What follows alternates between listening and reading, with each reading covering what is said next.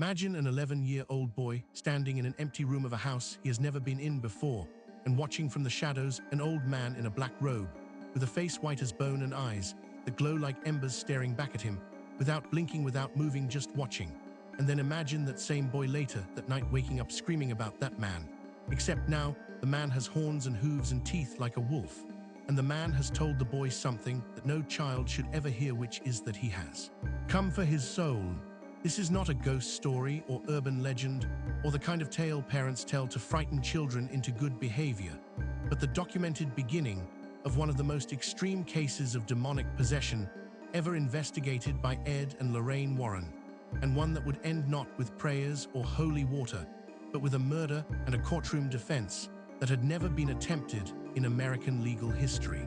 The summer of 1980 began like any other for the Glatzel family of Brookfield, Connecticut, but by the time autumn arrived, their lives had been transformed into something closer to a nightmare than reality.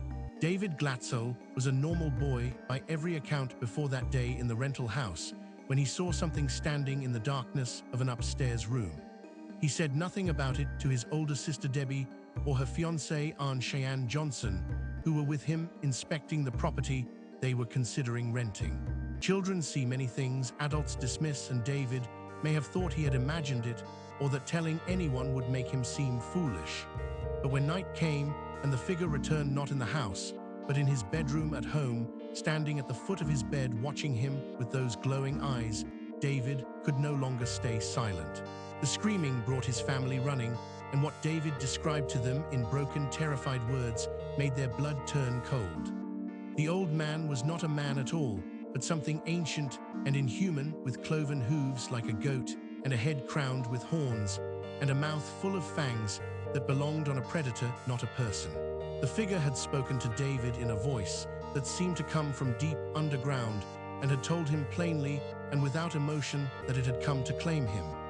His parents did what any parents would do and assured him it was only a nightmare and held him until he stopped shaking and put him back to bed.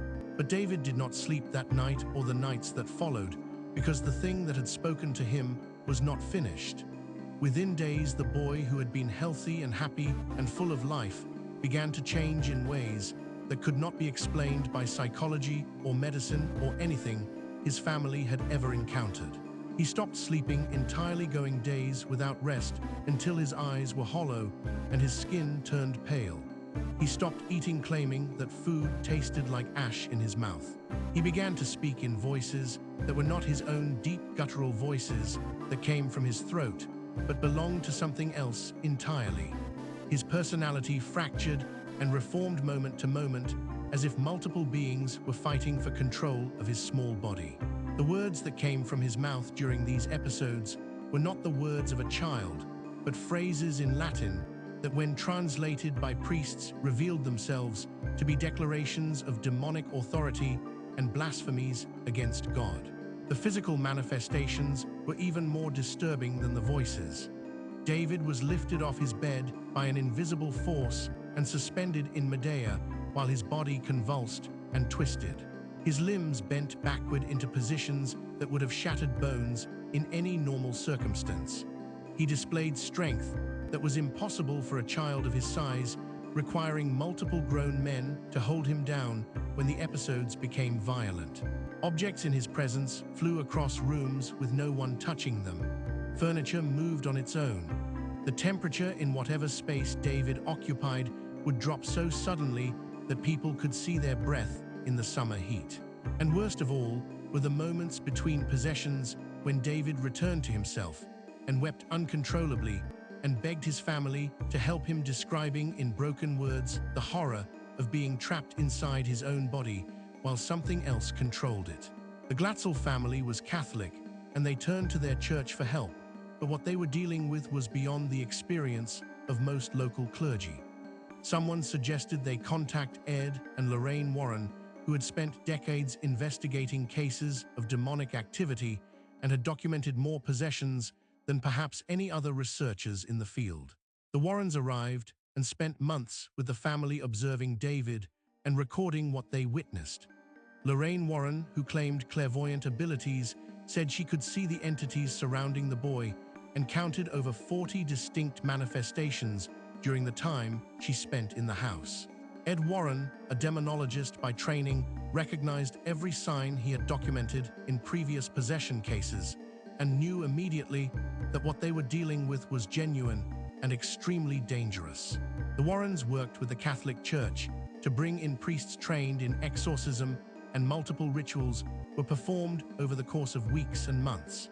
David would react violently to holy water and crucifixes and the recitation of prayers, recoiling as if burned, speaking in the demonic voices that identified themselves by names associated with ancient demons. The exorcisms were brutal affairs, lasting hours, with David thrashing and screaming and speaking in languages he had never learned. But slowly over time, the episodes began to lessen in frequency and intensity. It seemed as though the entity or entities possessing the boy were losing their grip. What no one understood at the time was that the danger had not passed, but had simply moved. Aunt Cheyenne Johnson was 20 years old and engaged to David's older sister Debbie, and during the months of David's possession, he had been present for many of the worst episodes. Watching the boy suffer tore at him in ways he could not articulate. During one particularly violent exorcism session, when David was screaming and the priests were praying, and the room felt like it was shaking, Arn stepped forward and did something that horrified everyone present. He spoke directly to the entity and challenged it to leave the child and take him instead. He repeated the challenge multiple times, daring the demon to enter him and spare David. Ed Warren tried to pull him back, tried to stop him, but the words had been spoken. Whether what happened next was the direct result of that challenge or mere coincidence, no one can say with certainty, but David's severe possessions stopped soon after, and Arn began to change. The changes in Arn were subtle at first, moments where he seemed absent or distant, a coldness in his demeanor that had not been there before, episodes of time he could not account for, gaps in his memory that worried those close to him. Then on February 16, 1981, something inside Arn Johnson snapped. During an argument with his landlord Alan Boner, witnesses described Arn as suddenly transforming, becoming violent, in a way that was completely out of character for the gentle young man they knew. He stabbed Boner repeatedly, killing him in an attack that seemed to come from nowhere. When he was arrested, Arn claimed he had no clear memory of the attack and could not explain why he had done it. His defense attorneys contacted the Warrens and made the decision to attempt something that had never been tried in an American courtroom, which was to argue that Aunt Cheyenne Johnson was not guilty by reason of demonic possession. The trial became a media circus, with reporters from around the world descending on the small Connecticut courthouse. Ed Warren testified about what he had witnessed during David's possession and about the challenge Arn had made to the entity. The judge ultimately ruled that demonic possession was not a valid defense under the law, and the case proceeded without that argument being considered by the jury. Arn was convicted of first-degree manslaughter and sentenced to 8 years in prison. He served 5 years, and when he was released, Debbie Glatzel, who had waited for him, married him, and they remain together to this day. The case remains one of the most controversial and complicated in the Warren archives. David Glatzel, who is now an adult, has publicly disputed aspects of how the possession was presented, though others who were there, including family members and clergy, maintain that what they witnessed was real and terrifying. The Catholic Church has never officially confirmed or denied the exorcisms, though multiple priests were documented as participating. The case was written about in Gerald Brittle's book, The Devil in Connecticut, published in 1983, and decades later became the basis for the film The Conjuring, The Devil Made Me Do It, released in 2021.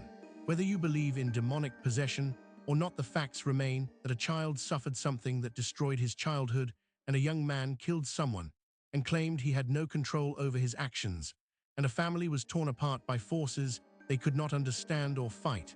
And in a small town in Connecticut, there are people who will tell you they witnessed something that should not exist in a rational world. but exists nonetheless in the darkness waiting to be invited in. Hashtags Paranormal True Possession, Ed and Lorraine Warren Demonic Possession, The Conjuring Brookfield, Connecticut, David Glatzel, Arn Johnson, Paranormal Investigation, Haunted History, Supernatural Stories, True Crime, Vanishing Roads, Scary. This story was created with AI assistance based on documented paranormal case files. All events reference real investigations by Ed and Lorraine Warren.